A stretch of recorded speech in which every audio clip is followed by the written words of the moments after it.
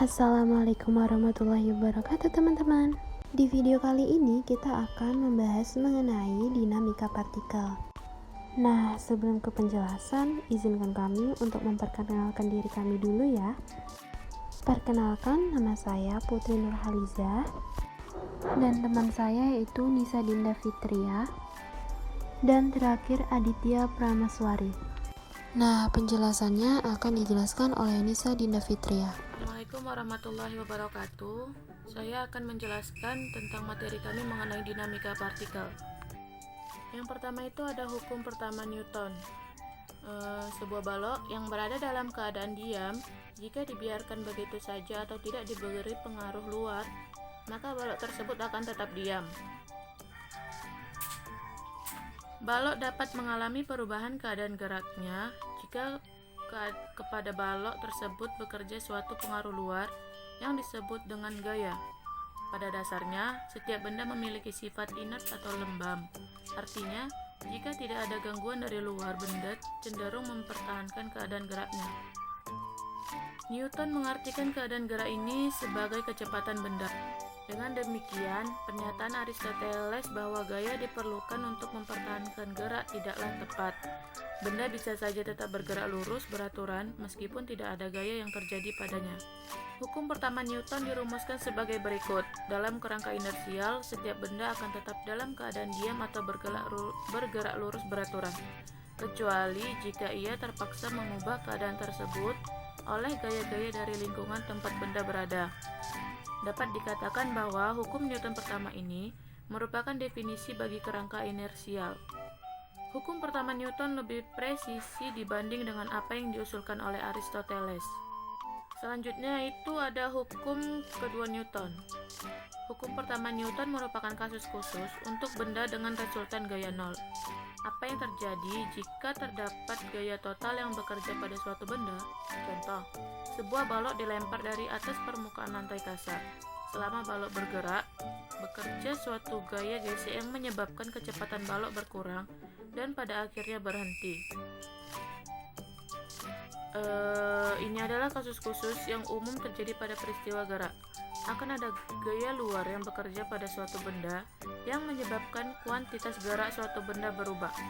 Pernyataan inilah yang menjadi dasar hukum kedua Newton.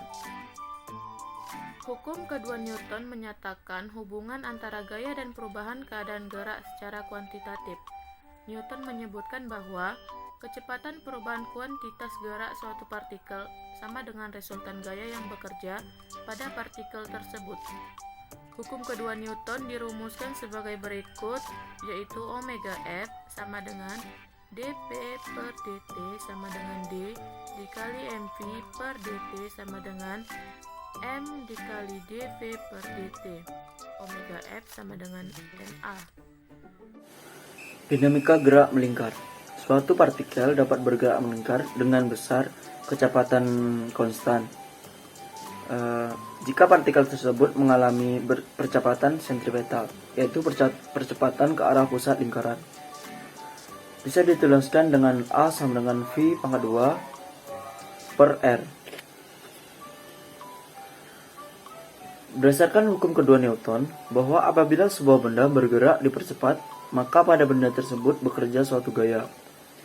Maka pada kasus benda bergerak melingkar, pada benda tersebut bekerja gaya yang arahnya juga ke pusat.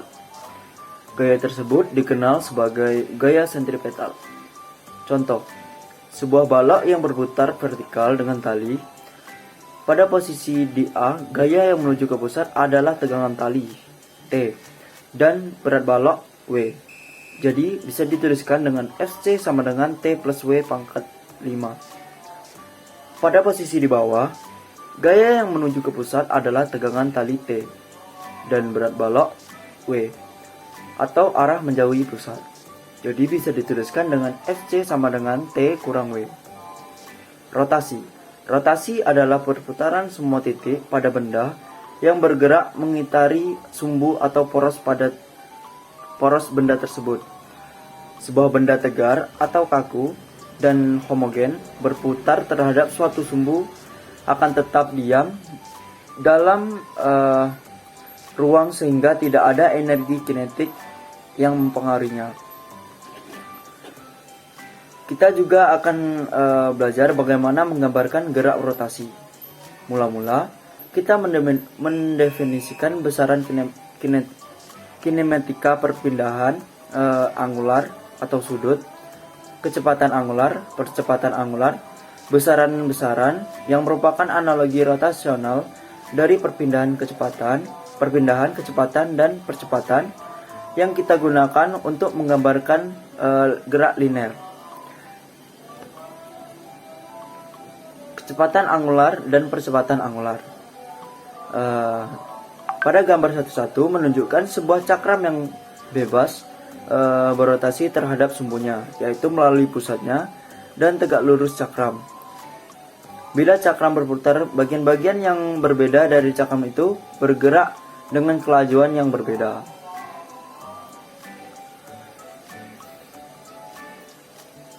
Kita dapat menyatakan posisi partikel P1 dengan jari-jari R1 dari pusat cakram dan sudut θ1 antara garis dari pusat ke partikel itu dan sebuah garis acuan yang tetap dalam ruang, seperti yang ditunjukkan pada gambar 1.1. Selama selang waktu singkat dt, partikel bergerak sepanjang busur sebuah lingkaran sejauh ds1 yang diberikan oleh hubungan ds1 sama dengan v1 dt. Dengan v1 adalah kelajuan partikel. Selama selang waktu ini, garis radial ke partikel menempuh sudut d θ relatif terhadap garis tetap dalam ruang.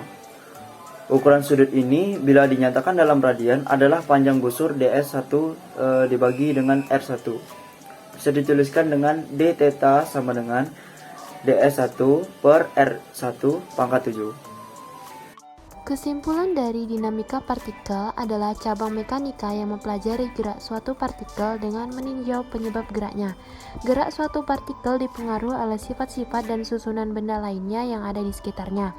Persoalan pengaruh lingkungan yang mempengaruhi gerak suatu partikel telah dipercaya yang digambarkan dengan menggunakan hanya 3 hukum sederhana yang dinamakan dengan hukum tentang gerak.